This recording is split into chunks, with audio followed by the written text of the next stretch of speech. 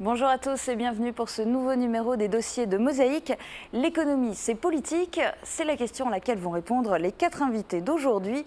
Roland Roth, Céleste Lette, Étienne Laurent et François Siat. C'est dans un instant, juste après la météo. 7,6% des accidents du quotidien ont pour origine l'activité domestique. Assurance accident de la vie, la sécurité par tous les temps. Bonjour tout le monde. Avant de commencer, je me permets de vous donner un petit conseil si vous voulez pas finir malade comme moi, couvrez-vous bien. Et pour demain, l'hiver arrive. Il serait peut-être temps. Des chutes de neige sont attendues en matinée, mais elle ne tiendra pas et laissera place à des averses de pluie l'après-midi. Côté température, les minimales iront de -2 à 0 degrés, les maximales de 2 à 4 degrés. Demain, jeudi 14 janvier, nous fêtons les Nina. Le soleil nous accompagnera de 8h21 à 17h. Le mercredi, c'est la journée des enfants et aujourd'hui, il nous parle de foot.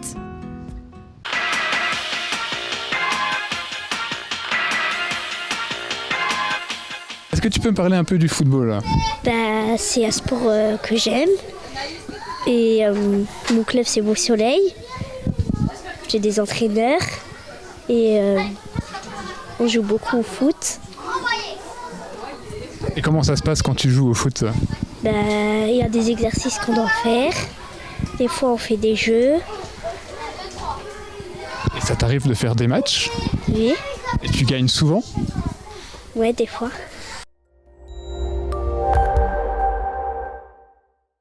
Je parraine un ami et tout le monde y gagne. Mon filleul, ma banque et moi.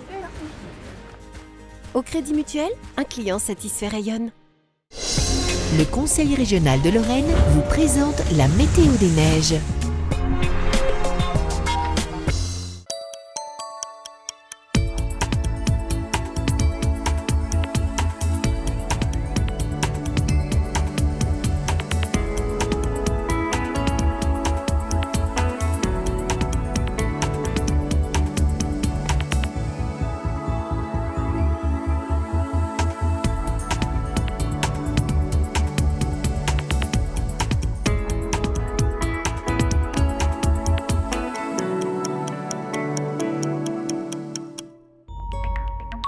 Retrouvez toutes les informations sur l'enneigement de vos stations préférées sur www.bulletin-d-neige.com. Le Conseil régional de Lorraine vous a présenté la météo des neiges. 180 professionnels pour votre maintien à domicile. AVS. Notre métier, vous accompagner.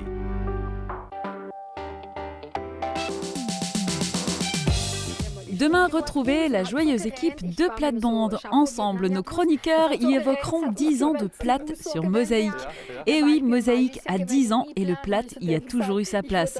De quoi se remémorer quelques drôles d'anecdotes.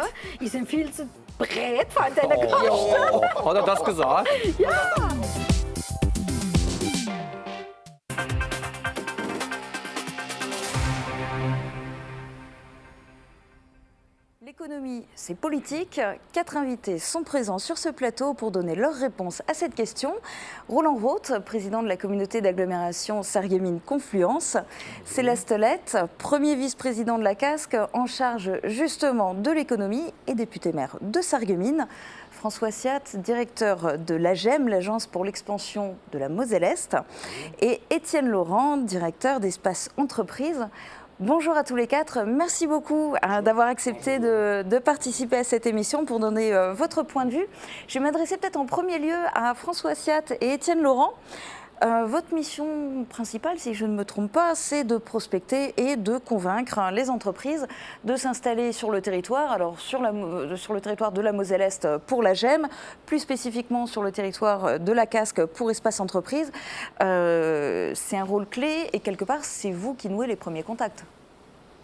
Alors, si vous permettez, nouer les premiers contacts peut-être, mais tout d'abord, il y a tout un travail en amont et Étienne Laurent ici présent, ainsi que les élus, auront déjà, si vous voulez, travaillé, élaboré le champ avant d'aller plus loin et de contacter les prospects. Il y a tout un travail en amont, effectivement, qui se fait à différents niveaux. Au niveau national, au travers d'une structure, on ne va pas décrire cette structure qui nous informe de volonté de projets internationaux qui souhaitent venir s'implanter en France.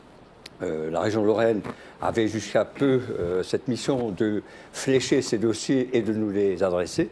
Et en fonction de la nature des projets, notamment du foncier disponible, de l'emploi, des allègements fiscaux, enfin tous les montages, toute l'ingénierie de montage nécessaire, nous proposons de répondre à ce cahier des charges et faisons remonter l'information. Alors plus particulièrement ici sur Sarreguemines, comme bien sûr, comme vous l'avez évoqué avec la Moselle-Est, l'ensemble des adhérents de la GEM ont droit à ce traitement et nous essayons de faire combiner le cahier des charges ainsi adressé au mieux du besoin du prospect. Mais voilà. Du coup, c'est vous qui un peu quelque part sentez le pouls en premier. Alors, d'une manière générale, la prospection, elle est implicite, mais si vous n'avez rien à proposer, il n'y a pas de prospection. D'où l'importance à ce que les élus fassent les choix avec un pari sur l'avenir, tel que l'Europol 2, pour qu'on puisse avoir des outils à mettre à disposition à des organismes de prospection tels que l'AGM, Moselle Développement, la région Lorraine. Si vous n'avez rien à proposer, il est clair que vous êtes hors course. Et donc, un projet comme celui de l'Europol 2 nous permet, nous, de nous placer et de vendre le territoire dans de bonnes conditions pour les produits qui sont de type exogène, mais pour les produits de type endogène, il faut aussi pouvoir proposer des petits terrains aux entreprises locales qui leur permettront de se développer. Et c'est aussi le rôle et l'importance qu'ont les élus d'avoir des zones permettant des petits projets, des moyens projets, des grands projets. En gros, ça correspond à Roulin, Vousvillers, Europol. Alors justement, on va se tourner vers les élus. Roland Rauth, Céleste Lette, selon vous, quel est l'impact que vous pouvez avoir en tant qu'élu sur les chefs d'entreprise pour les inciter, les conforter dans leurs décisions, les convaincre d'installer leur entreprise sur le territoire de la Casques ? Oui, je crois qu'il serait bon peut-être au départ de préciser que le développement économique en soi-même est une compétence obligatoire pour chaque communauté d'agglo. Donc, à la limite, toutes les communautés d'agglomération de France pratiquent le développement économique de manière plus ou moins intense ou volontariste, ça c'est un fait, et en respectant un certain nombre de règles aussi. On verra tout à l'heure probablement que ces règles sont relativement contraignantes quand même. Nous ne pouvons pas faire ce que nous voulons dans ce domaine. Il est important, je crois, de le préciser. Ensuite, quand une entreprise se présente, nous avons vu à l'instant que ça peut passer par différentes filières, il faut que la collectivité soit prête. Il faut qu'elle soit prête à l'accueillir. On parlait de foncier à mettre à disposition. Ça ne suffit pas. Je pense qu'il faut les accompagner sur différentes thématiques. C'est ce que nous faisons régulièrement, jusqu'au moment où il est susceptible de prendre sa décision. Sachant que, il faut le préciser également, il faut en avoir conscience, on ne force pas une entreprise à venir s'implanter à tel ou tel endroit. Oui, je parlais bien de convaincre. Oui, c'est au final le chef d'entreprise qui choisira, en fonction de critères qui sont les siens, qui sont parfois surprenants d'ailleurs, nous l'apprenons en cours de discussion. Donc il faut que la collectivité s'adapte au mieux à la demande et ait du répondant. Et je crois que dans ce domaine-là, nous sommes relativement forts, puisqu'il s'agit d'apporter des réponses aux questions posées le plus rapidement possible, à partir du moment où un investisseur a décidé de s'installer quelque part ou dans un secteur, il veut aller vite, donc il veut avoir en face de lui des gens qui puissent le rassurer et lui apporter des éléments techniques nécessaires. Mais les grandes décisions, par exemple, sont prises en général au niveau national. Alors, quelle est la marge de manœuvre de vous, élus locaux ? Je pense, par exemple, en termes fiscaux, quels efforts fiscaux peuvent être consentis à une entreprise ? Alors, je voudrais aller d'abord dans le sens du président Roland Rauth, qui parlait de compétences obligatoires s'agissant du domaine économique. Alors bien avant que la loi fixe cette obligation, notre collectivité ou nos collectivités, avant que ce ne soit une compétence de la communauté d'agglomération, avaient toujours le souci premier de l'emploi. J'ai été élu avec Robert Pax en 1989. Le souci de Robert Pax, c'était d'abord l'emploi. Et à l'époque, on développait notre zone, la zone ancienne, historique de Sarreguemines, jusqu'à ce que la communauté d'agglomération, anciennement district, effectivement développe la sienne et devienne ensuite dans une compétence générale. Et aujourd'hui, c'est effectivement notre souhait premier parce que de l'économie découle tout le reste. La réussite d'un territoire dépend d'abord de la réussite en termes d'emploi. Voilà, donc je suis dans le même propos que Roland. Ensuite, vous me dites que les choses se décident au niveau national. Oui et non. Les choses aujourd'hui au niveau économie, c'est une imbrication parfaite, ou en tout cas qu'on essaye d'harmoniser au maximum, entre la facilitation que doit promouvoir notre collectivité, donc la communauté d'agglomération, mais qui doit épouser, si c'est le cas, effectivement, les directives nationales. Tout à l'heure, vous parliez de facilité fiscale, vous parliez d'un certain nombre de dispositions que le gouvernement... Par exemple, parce que ça peut être un levier. Que le gouvernement essaye de prendre, parce que c'est aussi le souci du gouvernement, même si on ne peut pas parler aujourd'hui de réussite dans ce domaine-là, parce que le chômage continue à augmenter, pour le moins stabiliser, mais c'est pour l'instant pas une réussite. Mais en tout cas, le gouvernement cherche des solutions, cherche à trouver des remèdes et cherche à mettre en place des mesures. Et on essaye, nous, au niveau de notre collectivité, de voir comment ces mesures peuvent s'imbriquer avec les nôtres. Alors, le décideur, ça vient d'être dit, c'est jamais l'élu. Notre rôle à nous, c'est de faire de la prospection. Alors, pour cette prospection, on s'appuie sur nos partenaires, là, en l'occurrence l'AGEM, Étienne Laurent qui est le directeur d'Espace Entreprise, mais il y a d'autres organismes, alors quelquefois c'est un peu compliqué, hein, mais qui nous alertent, qui nous disent voilà, il y a un projet. Et puis nous-mêmes, de par nos relations, on peut aussi avoir des contacts. Je vais prendre un exemple tout simple. Ce n'était pas une réussite, mais enfin, pour vous dire que quelquefois, ça peut aussi prendre ce chemin. Récemment, un ami m'alerte sur la volonté d'une entreprise suisse de s'implanter en France, de créer un site en France. Je ne vais pas la citer parce que finalement ça ne se fera pas, mais une entreprise de luxe. Donc nous avons au niveau de la communauté d'agglomération envoyé à cette entreprise implantée en Suisse une documentation concernant l'Europol. Bref, on a essayé de se vendre et en disant qu'on était prêt à rencontrer ces chefs d'entreprise. Et parce qu'il y avait eu un article dans une revue économique, je crois que c'était le Nouvel Économiste ou Valeurs Actuelles, et que tout simplement, après ce contact, il s'est avéré que c'était une fausse info. Mais c'est aussi de notre part une façon d'être à l'écoute, de chercher les bons coups et de voir quelles sont les entreprises qui pourraient effectivement venir s'implanter chez nous. Et je répète, nous sommes aujourd'hui dans un contexte peut-être économique difficile, mais au niveau de Sarreguemines, avec la création de l'Europol, mais on y reviendra tout à l'heure, nous avons créé les conditions de la réussite. On attend simplement aujourd'hui qu'il y ait ce déclic pour qu'une entreprise vienne s'installer. L'entreprise, il y en a qui s'installent, hein, on l'évoquera tout à l'heure, mais on est quelquefois à la recherche d'entreprises qui sont des entreprises ramenant plusieurs centaines d'emplois et vous savez ce à quoi je pense. Alors Roland Roth, vous l'avez évoqué à l'instant dans votre réponse, vous disiez finalement les chefs d'entreprise, ils ont parfois des critères auxquels on ne s'attend pas forcément. De manière générale, et là ça s'adresse à vous quatre cette question, quand une entreprise cherche à s'implanter quelque part, mais que vous êtes éventuellement en concurrence avec d'autres sites, que ce soit des sites proches ou peut-être même d'autres régions d'Europe, voire du monde, comment on fait pour faire la différence ? Mais bon, je crois qu'au départ, il faut bien cerner la demande.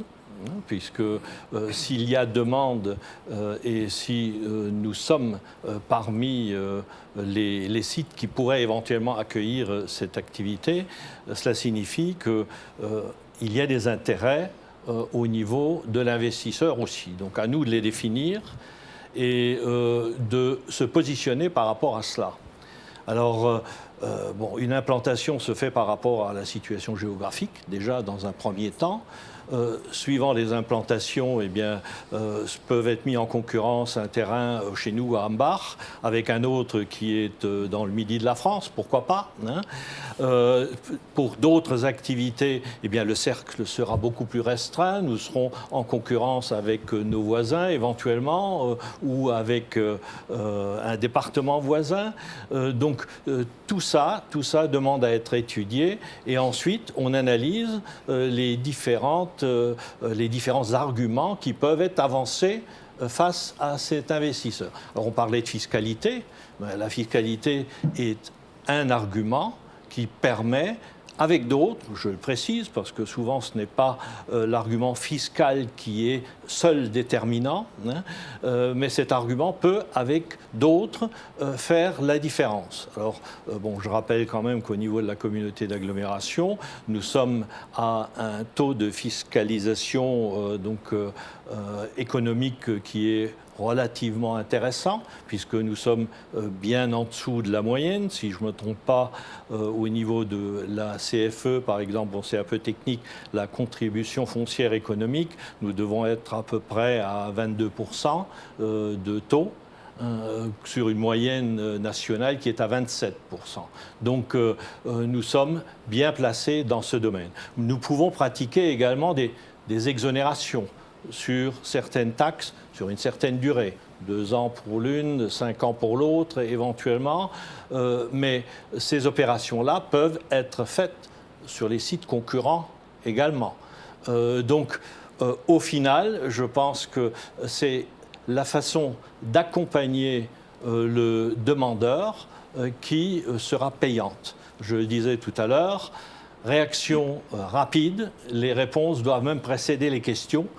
Et nous sommes prêts à cela, ce qui signifie aussi que tout ça, ça a un coût, hein, puisque ce travail d'investigation, eh bien, il a une valeur, hein, et il faut aussi courir le risque de voir cet argent perdu, puisque ça ne marche malheureusement pas à tous les coups.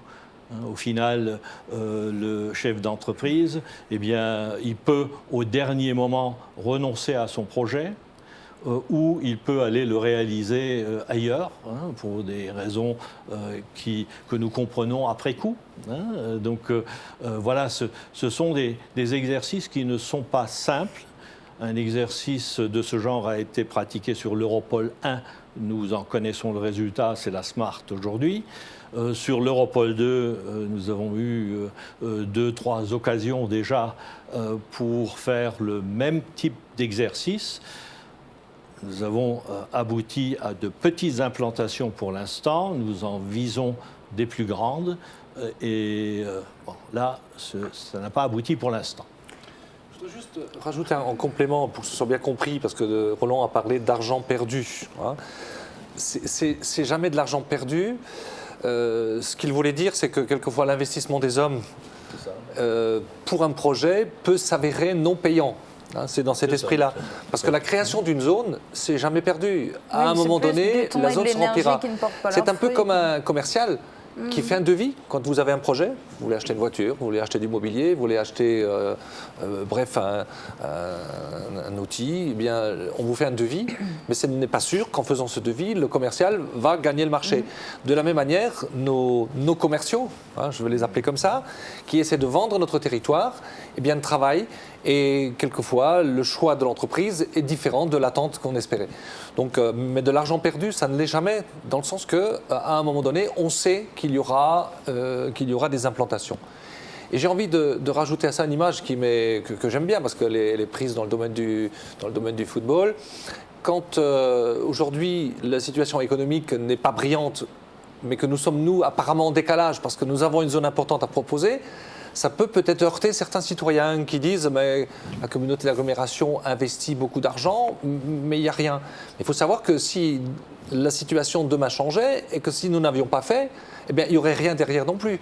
Il faut que nous soyons prêts à l'image, puisque je parlais de football, à l'image d'une collectivité qui investit dans des équipements, peut-être à un moment où une équipe n'est pas forcément au meilleur de sa forme, Mais elle investit pour l'avenir. C'était le cas, je peux citer les clubs qui ont investi, au niveau national, qui ont investi dans des équipements à un moment où les gens disaient mais le club, il vivote au milieu du classement.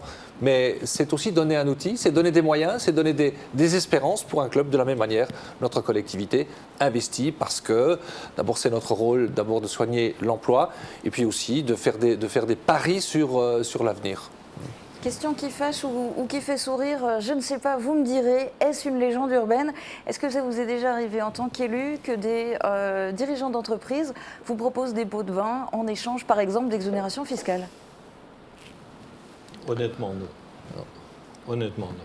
Je crois que ça existe encore, cette légende, c'est vérifié? Honnêtement, Roland, moi, ça ne m'est jamais arrivé. Et si ça devait m'arriver, je pense que, et puis le président, je pense qu'on a les mêmes valeurs, ça ne me viendrait pas à l'esprit de rentrer dans ce jeu-là. C'est parce qu'à un moment donné, vous savez, on se tient par la barbichette et ce n'est jamais en votre faveur. Donc non, ça n'est jamais arrivé. Il y a aujourd'hui des contacts avec des entreprises et les chefs d'entreprise avec lesquels nous avons ces contacts. Eh bien, il n'y a pas de moyens de séduction qui ne soient pas légaux. Voilà. Le meilleur argument pour convaincre une entreprise de s'implanter sur son territoire, et vous l'avez déjà un petit peu évoqué, c'est a priori sans aucun doute d'être en mesure de lui proposer des terrains déjà viabilisés, voire des locaux provisoires ou non sous forme de bâtiments relais. C'est un axe fort d'ailleurs au niveau de la Casques.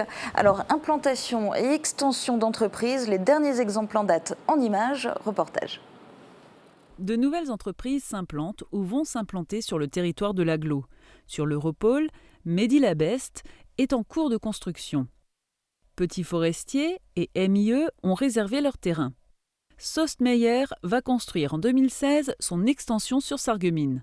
La société Sostmeyer entend se développer encore et toujours. Elle compte également s'implanter sur le site de l'Europole 2 dans un bâtiment de 15 000 m² d'ici fin 2016, avec à la clé des créations d'emplois. Sarreguemines nous a proposé un terrain intéressant, en bordure d'autoroute, un bel axe, Strasbourg-Metz. Sur la zone d'activité de Roulin, H-Auto construit son nouveau bâtiment. En zone industrielle de Sarreguemines, Continental crée une extension de 24 000 m². Depuis 2 ans, Continental a engagé un important projet d'extension pour accroître sa capacité de stockage. Pour faciliter ce projet de développement, la communauté d'agglomération de Sarreguemines cède 5 parcelles, au total près de 10 hectares, prix unitaire de 2,5 € hors taxe le mètre carré. Toujours en zone industrielle de Sarreguemines, Lubatex s'agrandit pour encore mieux proposer à ses clients des batteries et lubrifiants de grandes marques. Extension aussi des locaux du garage Poinsignon, spécialisé dans la réparation et l'entretien des poids lourds. Et enfin, Chapiteau Service crée à Sarreguemines une structure de 1500 m² d'accueil et de stockage. Sur le parc d'activités de Wustwiller, une nouvelle plateforme est aménagée et Rennes étend son bâtiment administratif.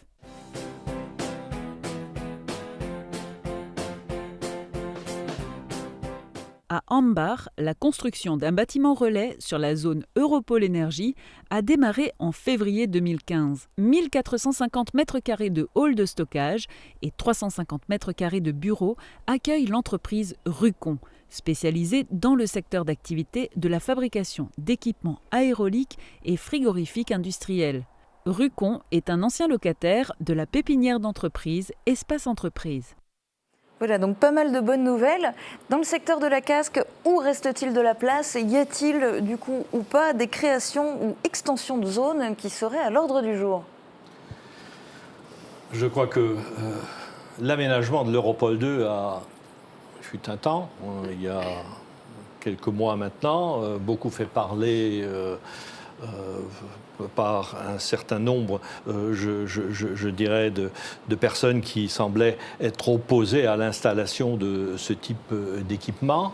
Nous avons répété à plusieurs reprises que nous n'avions plus de place, qu'il fallait créer des espaces qui nous permettraient demain d'accueillir des entreprises de toute taille, ce qui est important, puisque avant la création de l'Europol 2, nous n'avions plus la possibilité d'aller au-delà d'une certaine surface. Exemple, quelqu'un qui venait nous voir pour une implantation d'une vingtaine de hectares ou 25 hectares, ce n'était plus possible. Ça le devient aujourd'hui. On voit que les implantations arrivent progressivement. Nous avons 4 terrains actuellement qui sont utilisés ou qui le seront. Les constructions vont démarrer dans les prochaines semaines. À Wouswiller, la zone est quasiment achevé. Bon, tout est vendu. Il reste peut-être une petite parcelle encore à mettre à disposition d'un investisseur. À Roulin, nous sommes dans la même situation. À Sarreguemines, eh bien, il y a saturation.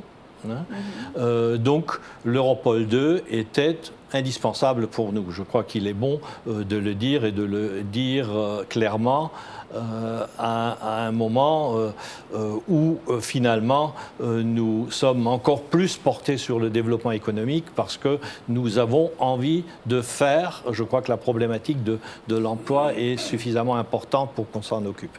Alors, en matière d'extension, nous avons une étude qui est en cours sur la zone de Sarreguemines. Puisque il y a des implantations qui choisissent la ville plutôt qu'une zone comme l'Europol pour des raisons qui sont les leurs. Donc il faut avoir des disponibilités sur la ville également. Donc ça, c'est une étude qui est en cours et d'ici quelques mois, je pense qu'on y verra plus clair. Ce sera une extension d'à peu près une trentaine de hectares. François Siat, quel est un petit peu l'état des lieux dans l'ensemble de la Moselle-Est? Est-ce qu'il y a beaucoup d'emplacements libres dans des zones déjà aménagées? Est-ce qu'il y a beaucoup de bâtiments relais qui ont encore des possibilités à offrir? Oui, alors, si on analyse, on fait un scoop sur la Moselle-Est, je crois que tous les élus de Moselle-Est sont conscients de l'effort économique et du développement économique, ça c'est clair.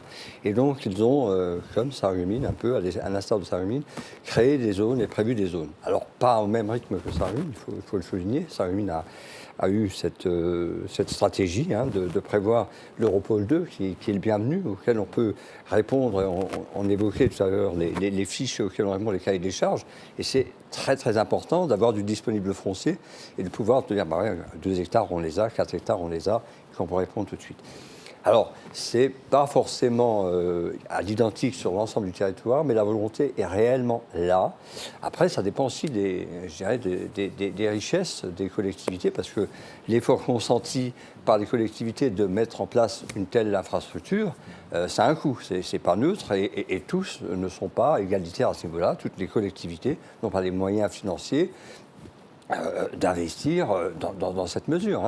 Faut quand même ça aussi le prendre en compte. Mais la volonté réelle, je crois que là, elle est affichée, c'est que pour les uns et pour les autres, le développement économique est quelque chose de fort par rapport à l'emploi, bien sûr, le développement de la Moselle-Est. Et donc tous jouent ce jeu avec effectivement des zones plus ou moins plus dynamiques que d'autres parce qu'ils ont les moyens de le faire. Ouais.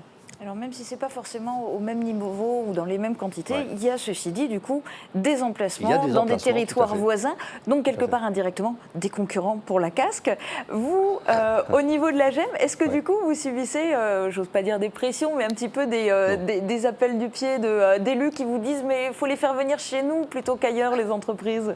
Je crois que c'est un comportement, une réaction naturelle de chaque élu de se battre pour son territoire et je conçois bien, simplement je pars du principe, et nous partons du principe à la GEM, de dire si malheureusement il n'a pas été retenu pour des raisons que vient d'expliquer le président Roth, des raisons qui sont tout à fait propres à l'investisseur et qu'on ne maîtrise pas. On ne maîtrise pas, il y a parfois des choses très subjectives qui le font décider en dernier lieu. Au moins il restera en Moselle-Est. Voilà. S'il n'est pas là, on va essayer de le laisser au moins en Moselle-Est et qu'on joue groupe Hirt, comme on dit, et qu'on reste sur notre territoire. Je crois que ce qui est important, c'est une réactivité, d'accord ? Parce qu'au-delà de la Moselle-Est, on est quand même en concurrence avec minimum un département, avec minimum encore à aujourd'hui, enfin plus maintenant, mais 13 régions. Et puis une Europe qui est concurrentielle, elle aussi. Nos amis allemands ne nous attendent pas, nos amis hollandais, nos amis belges sont des très bons commerciaux aussi. Et je peux vous dire que sur les salons que nous fréquentons pour promouvoir la Moselle-Est et Sarreguemines, bien évidemment, on rencontre nos concurrents qui, eux aussi, ont des outils pour accueillir les investisseurs potentiels. Pour préciser peut-être ce que vient de dire François par rapport aux moyens financiers, j'ai demandé qu'on me fasse un petit bilan sur les moyens mis à disposition par la CASC sur les 5 dernières années pour l'aménagement notamment de nos zones d'activité. Vous savez que nous avons un budget annexe spécifiquement consacré au développement économique pour que nous ayons une totale transparence sur ce qui est dépensé et les recettes que nous avons en face. Eh bien, nous sommes arrivés en arrondissant sur les 5 dernières années à une dépense de 50 millions d'euros sur nos zones d'activité, ce qui est énorme en 5 ans.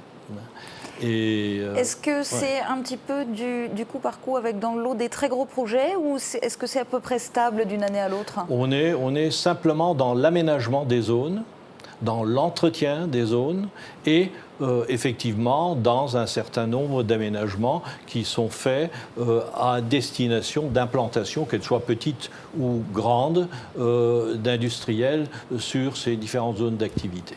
Est-ce que dans ce montant sont aussi compris, par exemple, les participations au fonctionnement d'espaces entreprises, les participations par rapport à la GEM, puisque la CASC est adhérent, je suppose, de la GEM. Tout ça, c'est inclus dedans. C'est compris. C'est compris. Je voudrais rajouter au propos la réflexion suivante, ou les réflexions suivantes. D'abord, tout à l'heure, j'évoquais l'époque où les collectivités, où les communes étaient individuellement en charge du développement économique. Je prenais l'exemple de Sarreguemines. C'est vrai qu'il y avait une forme d'émulation ou de concurrence qui pouvait à la limite, quelquefois, se faire au détriment de communes qui investissaient beaucoup et qui n'en retiraient pas toujours le bénéfice. Et aujourd'hui, le fait... Alors d'abord, il y a eu la TPU, lorsque nous avons créé la communauté d'agglomération, c'est-à-dire c'est une taxe identique sur l'ensemble d'un territoire, celui de la CASC en l'occurrence. Et ça, c'est important parce que ça évitait les compétitions qui n'étaient peut-être pas pertinentes. Deuxième élément, c'est que les lois sur l'environnement aujourd'hui font qu'on essaie de rationaliser les territoires et de ne pas faire n'importe quoi, n'importe où. Et je crois que l'atout de notre communauté d'agglomération, et Roland vient de le dire, nous avons plusieurs zones. Les unes correspondent plus à des implantations artisanales, d'autres à des implantations plus importantes. Et parmi les plus importantes, il y a ce qui touche peut-être plus la ville. Il y en a qui veulent venir sur l'ancienne zone historique de Sarreguemines et d'autres qui veulent aller dans une zone plus récente comme l'Europole. Donc c'est l'atout que nous avons au niveau de notre communauté d'agglomération. Et enfin, je voudrais rajouter à cela, puisque tu viens d'évoquer les montants qui ont été investis, donc 50 millions sur les 5 années passées, donc c'est quand même important, 10 millions d'euros par an, à un moment où certains nous disent « mais pourquoi vous ne réutilisez pas d'anciennes friches ?» Moi j'entends des citoyens qui m'écrivent, enfin qui me disent ou qui m'écrivent « pourquoi est-ce qu'on ne réinvestit pas sur le terrain des anciennes faïenceries ?» Je veux dire, à un moment, il faut aussi avoir la réflexion. Là, on est dans l'extension du futur centre-ville et qu'ayant créé au niveau du district et maintenant de la communauté d'agglomération l'Europole 2, c'est quand même quelque chose qui permet d'avoir un aménagement rationnel du territoire. Même si vous trouverez toujours des personnes qui vont dire mais est-ce que c'était nécessaire d'aller sur des zones agricoles, puisque nous avons acheté à l'époque des terrains agricoles, mais avec l'assentiment de celui qui nous a vendu. Donc il y a là toujours à trouver un juste milieu.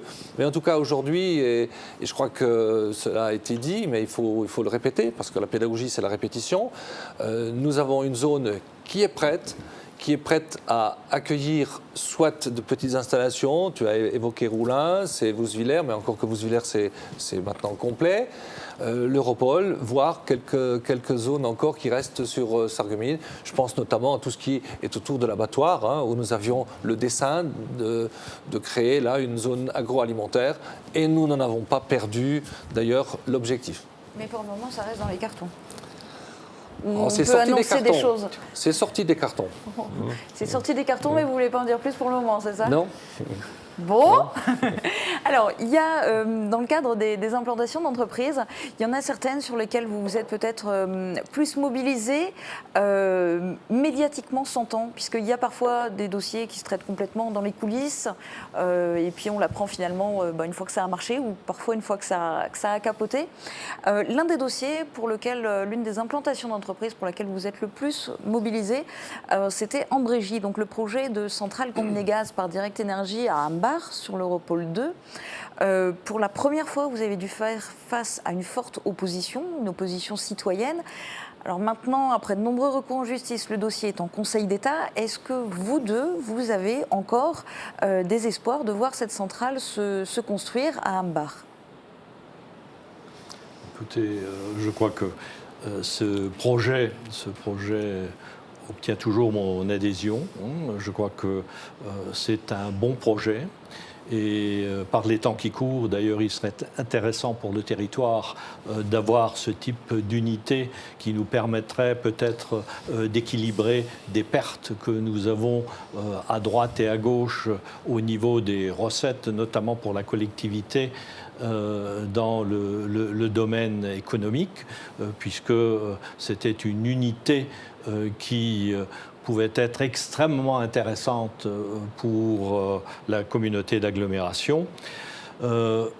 Si le projet est en Conseil d'État aujourd'hui, c'est que Direct Énergie, le porteur de ce projet, ne l'a pas abandonné. Sinon, il ne serait pas allé en Conseil d'État. Il s'agit pour nous, à présent, d'attendre la réponse de la justice, et puis on verra. Mais le fait qu'il y ait eu toutes ces péripéties et toute cette opposition, est-ce que quelque part vous avez vécu cet aspect-là comme un échec? Comme un échec, je ne veux pas dire, c'est une déception certainement, hein. Mais je crois que nous avons fait ce qu'il fallait pour que ce projet arrive jusque-là. Parce qu'on est dans la même logique que ce que nous venons de dire jusqu'à présent. Ce projet, il a fallu le négocier de la même manière. Il aurait très bien pu aller ailleurs. Donc nous avons fait un gros travail pour essayer de vendre notre territoire. Hein. Voilà, nous n'avons pour l'instant pas abouti, mais je reste convaincu que c'est un bon projet, même si le contexte n'est peut-être plus forcément le même aujourd'hui. Et c'est dommage. Alors, autre entreprise... Oui, non, je voudrais rajouter au propos du président Roland Roth que ce projet... Nous continuerons à le soutenir. Les seuls qui pourraient demain l'abandonner, c'est le chef d'entreprise lui-même. Parce que pour l'instant, le jugement qui est en appel est un jugement qui ne porte pas sur le fond, mais qui porte sur la forme, je le rappelle, puisque c'était au départ lié à une révision ou à une modification du plan d'occupation de sol. Et que, bien évidemment, mais parce que ça c'est le droit, on est dans un état de droit, donc je ne le conteste pas, mais ceux qui étaient les agitateurs de l'époque et qui avaient sûrement d'autres motivations que celles avancées, eh bien, ont pris la forme.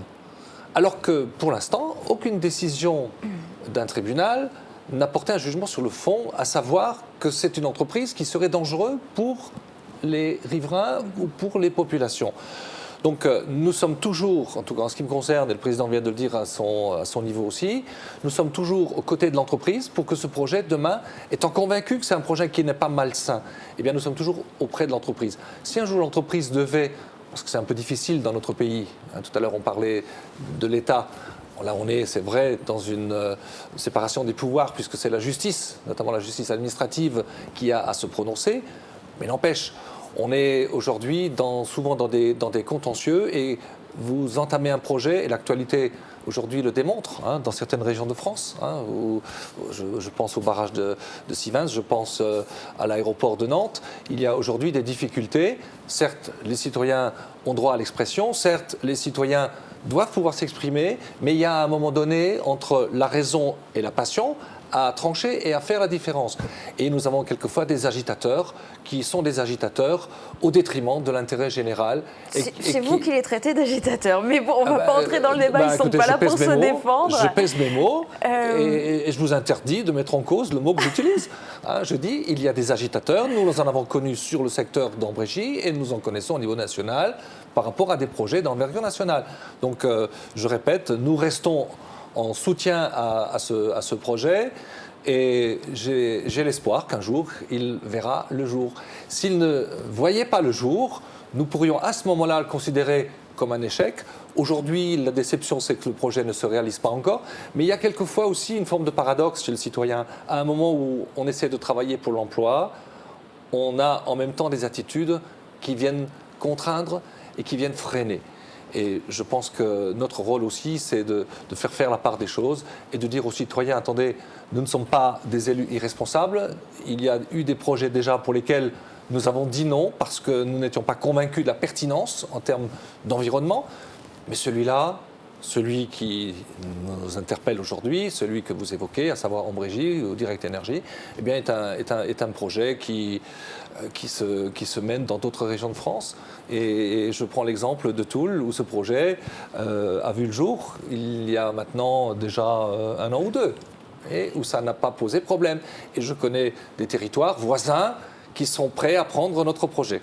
Autre projet, 7x4 Pharma, vous étiez convaincu, il n'y a encore pas si longtemps, de son implantation prochaine sur l'Europole, mais cela nécessitait une adaptation, une évolution de la loi française, et c'est vous d'ailleurs qui aviez défendu ce dossier à l'Assemblée nationale. Plus aucun espoir de ce côté-là ?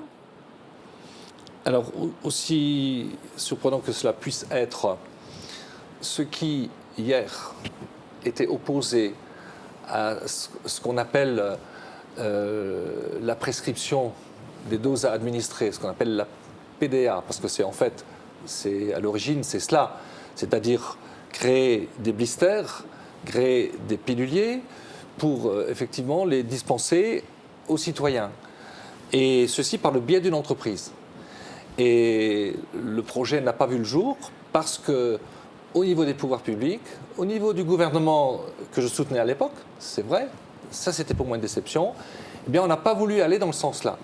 Et celle qui hier était opposée, je veux dire, dans ma commission des affaires sociales, et qui aujourd'hui est ministre de la Santé, je pense à Marisol Touraine, est précisément celle qui veut faire la promotion de ces distributions de médicaments dans les blisters. C'est pour cette raison d'ailleurs que la Lorraine, puisqu'il y a 4 régions de France qui ont été retenues pour cette distribution, pour cette mise en boîte en semainier, si vous voulez, et la Lorraine a été retenue. Sauf que l'expérience aujourd'hui, je n'en connais pas les résultats, mais je pense qu'il faudrait aller plus loin. Et je pense qu'on va dans le sens de l'histoire et qu'à un moment donné, sur le principe, on y arrivera parce qu'il y a des pays qui ont bien compris et qui l'ont effectivement mis en application. Après, le deuxième plan, l'entreprise allemande, 7x4 Pharma, qui ne s'est pas installée, mais parce que le principe n'a pas été validé, eh bien, j'espère qu'un jour, effectivement, je ne désespère pas, eh bien, cela pourra se faire. Est-ce que ce sera 7x4 Pharma ? Est-ce que ce sera une autre entreprise ? Mais en tout cas, on va dans le sens de ce qu'à l'époque, nous avons préconisé. J'ai juste le regret que, et pourtant c'était un ministre de la Santé que je soutenais, je lui avais dit à l'époque, c'était Xavier Bertrand, je lui avais dit que tout simplement il aurait fallu aller avec plus de courage dans ce projet. Ça n'a pas été le cas. C'est un autre ministre qui a repris le dossier, qui maintenant, j'espère, va avancer positivement et je le soutiens comme tel. C'est ce que j'ai dit à Marisol Touraine. Autre implantation annoncée, celle du projet Apollon. C'est vous, Roland Roth, qui était venu nous l'annoncer sur ce plateau. Je vous propose de voir un extrait de l'interview, puisqu'il s'agit d'un consortium germano-suisse qui recherchait un partenaire français et qui était prêt à s'installer dans le secteur pour produire des panneaux solaires.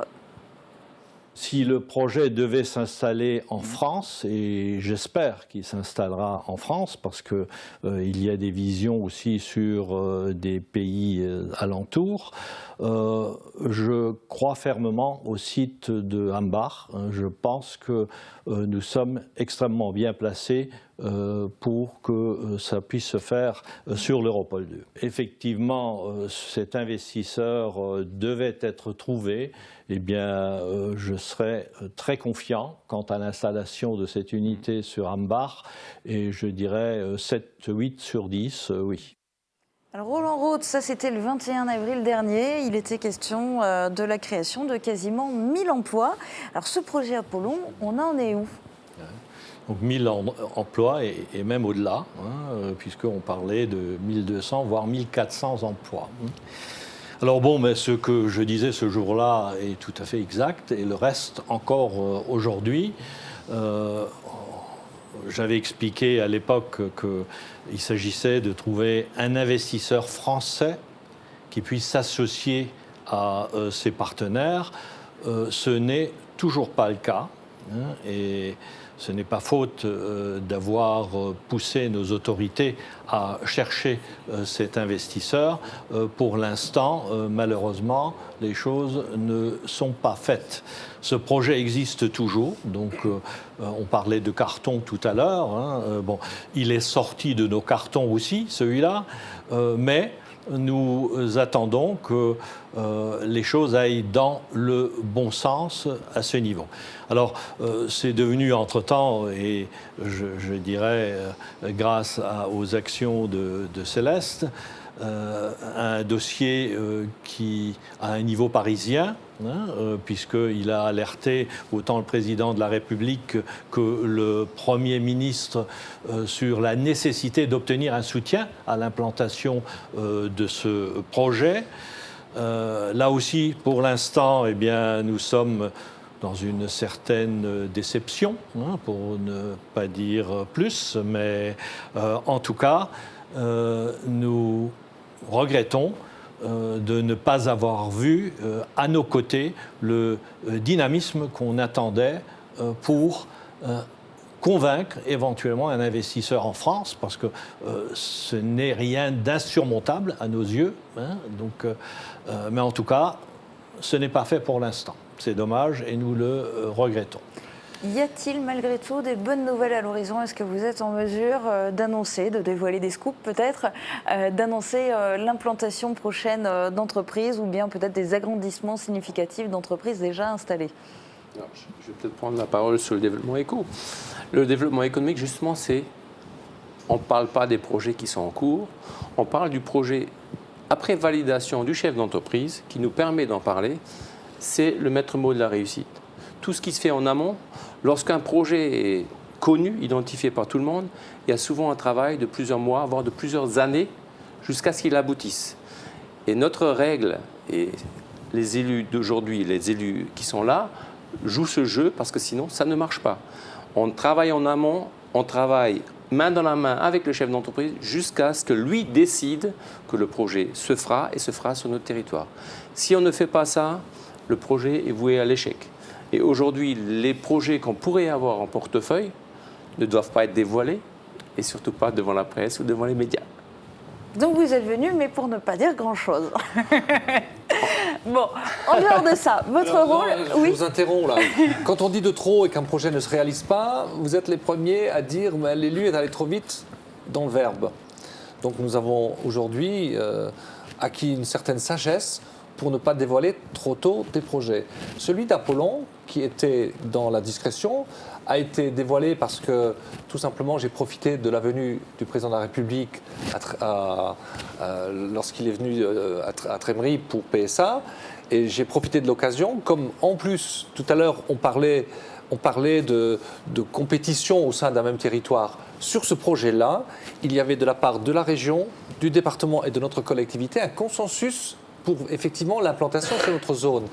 Parce que tout simplement, dans la compétition pour arracher ce dossier, eh bien, Sarreguemines a été classé en numéro 1 sur 6-7 sites en Europe. pas en France, en Europe. C'est donc que nous sommes bien placés et que le fait d'être bien placés a fait comprendre aux élus, je répète, de notre territoire, de la région Lorraine, du département et de notre secteur, eh bien qu'on devait travailler ensemble. Et on a essayé de travailler ensemble pour arracher ce projet qui, pour l'instant, est encore bloqué. Mais il n'a vu le jour dans la presse que parce que, ayant interpellé le président de la République, eh bien, j'ai effectivement été obligé d'en parler. Maintenant, dernière réflexion que je voudrais faire, ensuite à ce que vient de dire Étienne Laurent, autant nous avons nécessité de nous battre pour faire venir des entreprises, autant, et ça dans le contexte actuel c'est important de le dire, nous avons à nous battre pour le maintien d'entreprises, voire le développement d'entreprises existantes. Vous voyez, je fais allusion à des exemples récents sur notre territoire, je fais allusion aussi à l'actualité.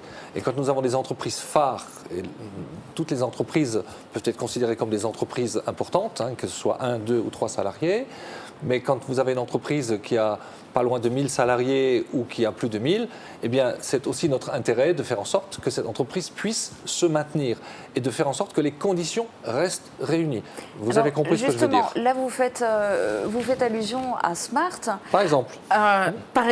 Et où, effectivement, et moi j'ai trouvé ça assez je vous ai amené à exceptionnel une de la bonne part transition, d'élus. là. Oui, c'est un peu ça. Parce que vous vous êtes mobilisés pour inciter les salariés à signer l'avenant à leur contrat de travail pour le pacte 2020 et donc le changement du temps de travail hebdomadaire. Et quelque part, c'est rare de voir des élus s'impliquer de cette manière, dans ce sens-là.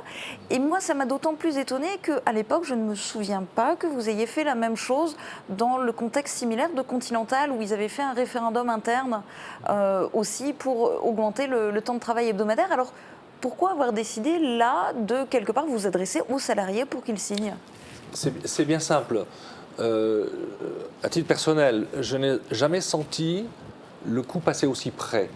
Parce que vous avez ceux qui vous parlent de chantage. On fait du chantage sur les salariés, on fait du chantage en disant on va délocaliser.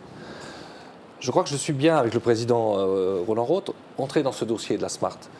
Et que, ayant bien mesuré les enjeux, connaissant la volonté, effectivement, du chef d'entreprise de se maintenir sur le terrain, mais pas sur notre territoire, mais pas à n'importe quelle condition, eh bien, il était de notre devoir, à un moment donné, d'alerter. Pas d'obliger les salariés à signer. Ils n'ont été signés sous aucune contrainte, quoi qu'en disent certains. Mais simplement de dire, attention, il y a réellement péril en la demeure. C'est quelquefois difficile pour un élu de faire la différence entre ce qui peut apparaître comme un chantage. Certains chefs d'entreprise en font, c'est clair. Et puis de l'autre côté, la réalité.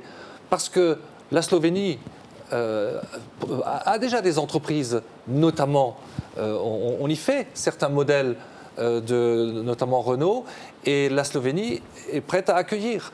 Et donc notre rôle a été simplement, non pas de dire aux salariés il faut que vous signiez, mais de dire attention, si ce pacte 2020 ou 2020 ne devait pas voir le jour ou ne devait pas être signé, eh bien il y a vraiment péril en la demeure. Et c'était je dirais une forme de conscience qui m'a incité avec le président à dire attention, soyez responsables. Tout le monde n'a pas été dans cette responsabilité-là, je dois le dire, de cette manière-là. Et je suis désolé de dire que quand on prétend travailler pour l'emploi, eh bien, il faut aussi le démontrer. Et je répète, moi je sais, je n'étais encore ni maire ni adjoint au maire quand la Smart s'est implantée, puisque le premier coup de pioche a été donné en avril 1995. Roland, tu étais vice-président chargé du développement économique, et que l'entreprise a commencé a ouvert ses portes en 1997, me semble-t-il. Eh bien, quand je vois les efforts qui ont été faits à l'époque pour que cette entreprise vienne, et que je voyais le risque de la voir partir, eh bien, j'ai vraiment souffert de ça, et c'est pour cette raison que je n'ai pas hésité à m'engager pour que la situation, effectivement, évolue positivement. Roland Roth, je voudrais... Oui. Je m'associe totalement à ces propos. Effectivement, je vous avouerai que j'ai personnellement hésité, et je pense que Céleste a aussi, dans un premier temps, hésité à prendre position sur cette problématique. Mais il l'a évoqué, il y a pour moi personnellement aussi l'aspect plus sentimental, je dirais, puisque j'ai participé finalement aux négociations négociations qui ont abouti à l'installation de la Smart sur l'Europol 1. C'était un énorme travail que j'ai fait aux côtés de notre regretté Hubert Haute. Et ensuite, j'étais responsable du chantier, donc c'était à moi de les installer à cet endroit. Et je ne pouvais pas m'imaginer que cette usine ferme ses portes. Enfin, ça aurait été pour moi un véritable drame, ça en aurait été un d'ailleurs pour l'ensemble du territoire et même au-delà, puisque quand on regarde un peu l'origine des personnes qui travaillent dans cette usine, on se rend compte que la Smart est pourvoyeur d'emplois pour un secteur très très large. Donc il fallait réagir. Je pense que nous avons bien fait finalement d'attirer l'attention des familles sur le risque qu'ils couraient, parce qu'il y avait effectivement un gros risque, nous le savions. Ce risque était, à mon avis, un peu moins important dans le cadre de la Conti au moment où ils ont fait le même type d'opération. Quelques mots aussi, s'il vous plaît, Roland Roth, sur l'avenir, mais à l'échelle du coup du territoire, puisque dans moins d'un an maintenant, la Casques aura fusionné avec la communauté de communes de l'Albe et des Lacs. Par rapport à tout ce qui est justement du développement économique, qu'est-ce que cela change? Il va y avoir de nouvelles entreprises qui vont entrer dans le même giron, dans le même territoire. Pour moi, ça ne changera rien, absolument rien, puisque je dirais notre volonté sera toujours la même. Nous pratiquerons toujours la même politique dans ce domaine. La seule chose qui changera, effectivement, c'est le périmètre. C'est que nous allons étendre notre action sur un territoire plus large dans lequel nous retrouverons la communauté de communes de l'Albe et des Lacs. Sachant que, de façon réglementaire, notre compétence développement économique va s'étendre. Je ne sais pas si vous le savez, mais jusqu'à présent, nous étions compétents en matière de zone d'activité. Nous le serons demain sur l'intégralité du développement économique, ce qui signifie par exemple que les commerces vont être du ressort de la Casques également. Donc en matière de développement économique, on trouvera le tourisme aussi. Donc tout ça sera traité globalement selon notre pratique actuelle sur un autre périmètre. Enfin, moi je le vois comme ça. Avec quand même léger changement par rapport à l'arrivée de Sarralbe, en l'occurrence dans la même communauté d'agglo, c'est la spécificité d'Ineos classée Seveso. Oui, que nous connaissons déjà. Puisque, on parle beaucoup du PPRT, par exemple, eh bien, nous sommes associés à ce PPRT. Déjà actuellement, par un membre de la communauté d'agglomération actuelle, c'est Villavald. Donc, nous sommes déjà concernés par Ineos aujourd'hui. Donc là aussi, ce ne sera pas une nouveauté. Non, en revanche, ça fera un nouveau territoire, un périmètre plus grand, et du coup un nouveau territoire à aussi développer et ou maintenir des activités le plus possible, autant que faire se peut. Alors, il y aura juste pour certains élus à apprendre ce que c'est la solidarité. Voilà, il l'a dit. Ben oui, je l'ai dit, mais oui. Sur un territoire, quand on veut progresser ensemble, il faut jouer la solidarité. Donc lui va vous répondre que pour ces entreprises, il a peur du taux qui va être du taux de taxe qui va être imposé aux entreprises. Mais je pense que ça, il faudrait que vous réussissiez à en parler ensemble, à en parler sereinement. J'ai l'impression que c'est pas complètement gagné. Le président et moi, on est toujours sereins dans ce que nous avons à dire. En tout cas, nous le sommes. Nous nous sommes rencontrés déjà 2 fois pour parler de ces choses-là. Mais je crois que par rapport à votre question, eh bien, il n'y aura pas de changement. Il n'y a absolument aucune raison que la communauté d'agglomération change quoi que ce soit, même au niveau de la fiscalité. Je vous disais tout à l'heure que nous sommes bien en dessous de la moyenne nationale. Qui dit baisse de la fiscalité dit baisse de revenus, et il faut que la communauté d'agglomération puisse continuer à assurer ses services Et pour assurer ces services, nous avons besoin d'argent.